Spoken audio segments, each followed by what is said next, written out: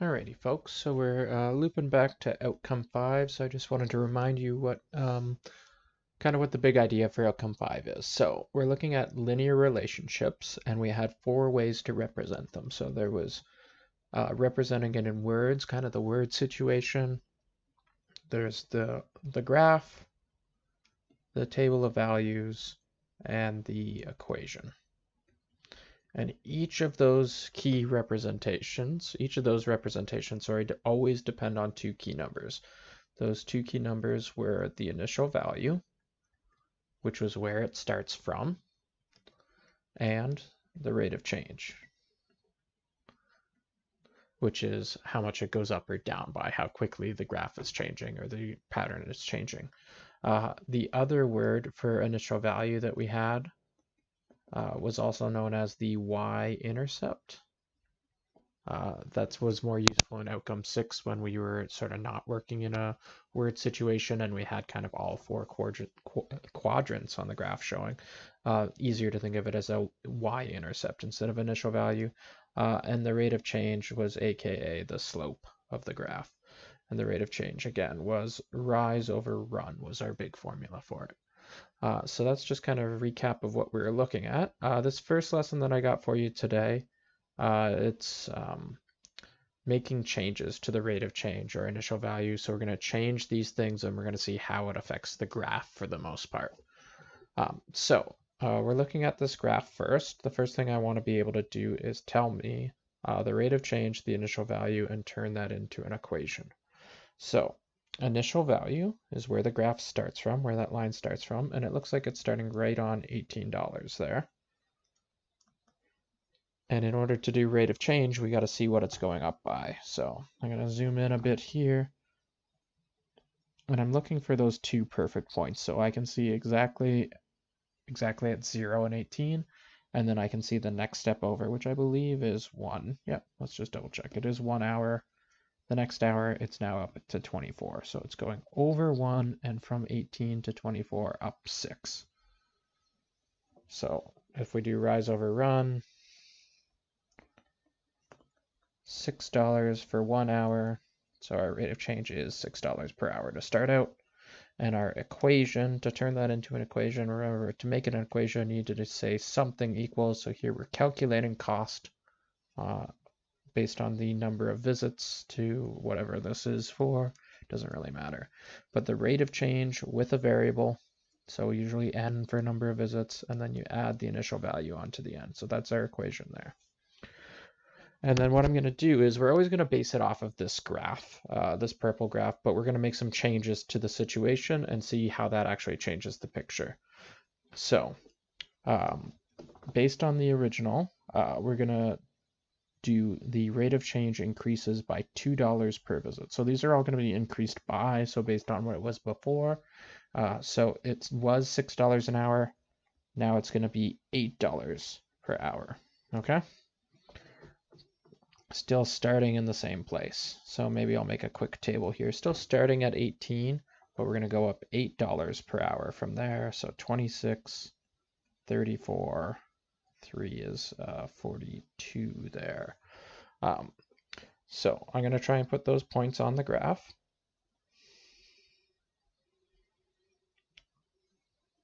So 18 and then up 8. So if you're paying attention here, each of these is 3. So up 8 from there, so 24, what was it, 26 we got to look for. So it shouldn't go all the way up to the next line there, but right around there. And then after 26 was 34, so that should be a bit above the 33 there. And then the next one's the key one because it's a perfect point at 3 and 42, so I can get that one on perfectly. And then I'm going to pull out my ruler and try and draw that through there. There should be some rulers in the top drawer of my desk. If you're at school, just ask the supply teacher to get those out for you. Top right drawer usually is where I have them. Might be bottom right drawer as I fight with the ruler. And when I'm lining this up, I'm really paying attention to that 3 and 42 because I know that one's perfect. So as long as I hit 0 and 18 and 3 and 42, even if my other dots are a bit off. My line will be correct, but there's my correct line for A. And what we're seeing here is it's starting in the same place. That kind of makes sense because we didn't change the initial value.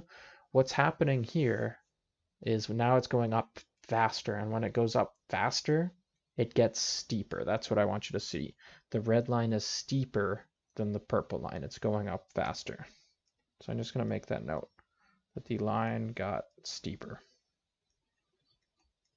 So when the rate of change increased, the line got steeper. That's sort of the big conclusion for A. So again, we're going to go back to the purple line. I'm actually going to, just so I have room for it, I'm going to clear out my rise and run from before. The initial value decreases by 6. So the initial value used to be 18. I'm going to switch colors. I'm going to go blue maybe this time. We're going to go back to the $6 per hour, but we're going to decrease the initial value by 6. So now it's going to start at 12. So we're going to start at 12 and go up $6 per hour. So start at 12, over 1, up $6, over 1, up another $6 to 24, to 30, to 36. And again, I'll get my ruler out. No estimating on this one. They were all on perfect grid lines. There we have it. And that's pretty good. Whoop.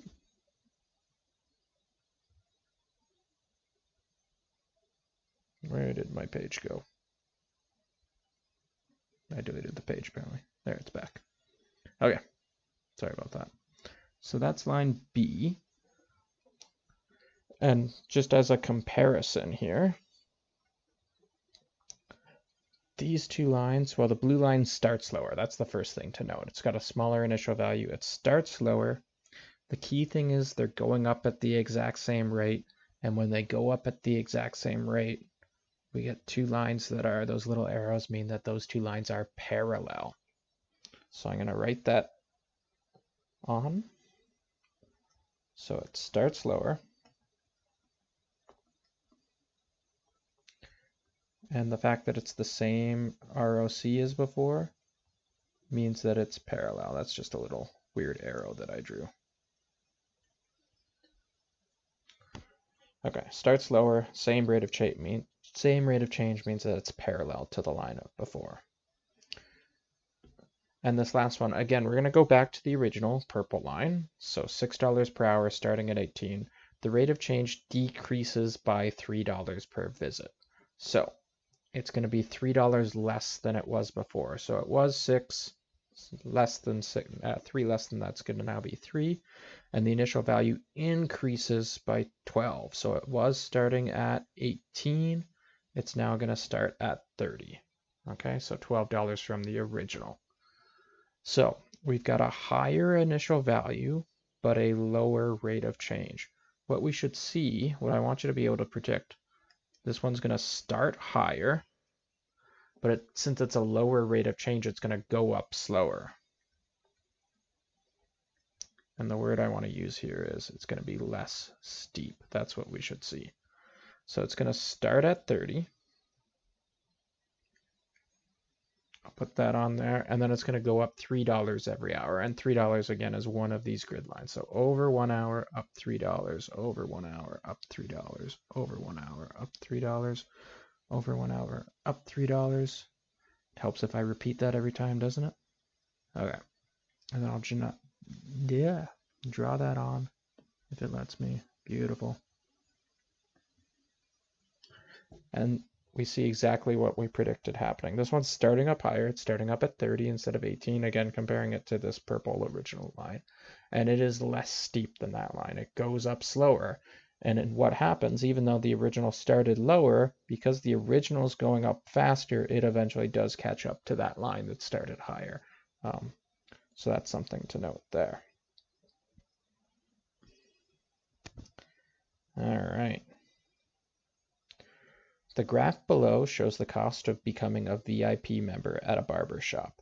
So I like this kind of question because you have to understand those concepts of what these two values do to the graph, because this graph doesn't have any numbers on it at all. But what I can tell is if you're a VIP member, there's some sort of membership cost because it doesn't start at 0. It starts above 0, and then the cost goes up based on how many haircuts you have. Add a line that could represent the total cost for non-VIP members. They do not pay a membership fee, but they pay more per haircut, and we're going to label that line A. So they do not pay a membership fee means that we are going to start. So do not pay a membership fee means that we're going to start at 0. So we have to start down here. The more per haircut means that we need to be steeper. We need to go up faster. So I don't know exactly how it looks, but I know that it's going to start down there and go up faster than that line. So something like that could work for A.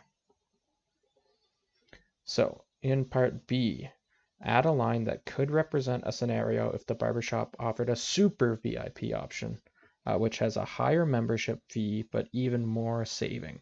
We're going to label that. So think about what that's going to look like.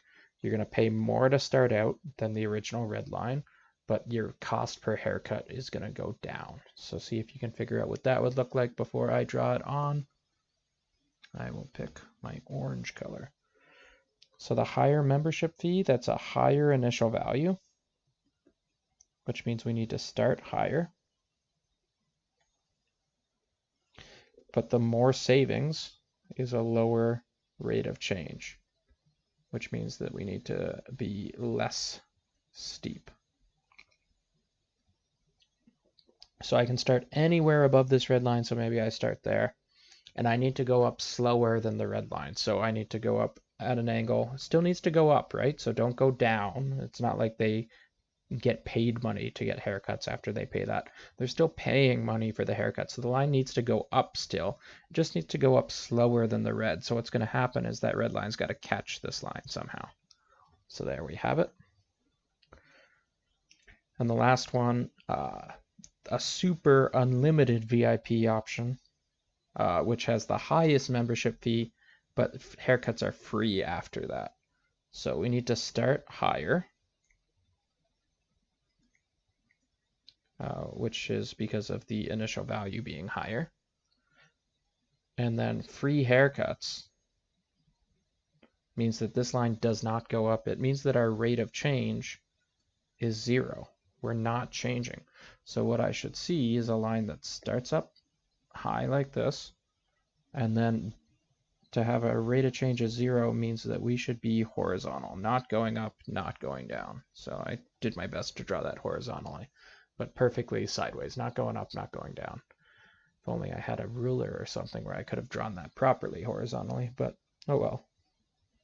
Okay, so that's kind of the first lesson here, what I need you to get from it. So increasing the rate of change makes the line steeper, goes up faster. Decreasing the rate of change, you get less steep. Increasing initial value, start higher. Decreasing initial value, start lower. All right. So there we have it. That's our first of the 2 lessons I need you to work through today. You got some practice. So once you get through this practice, then you can start in on the next lesson after that. I'm going to post some solutions to this practice as well so that you have it available to you. All righty. And I will just attempt to stop my recording. Here we go.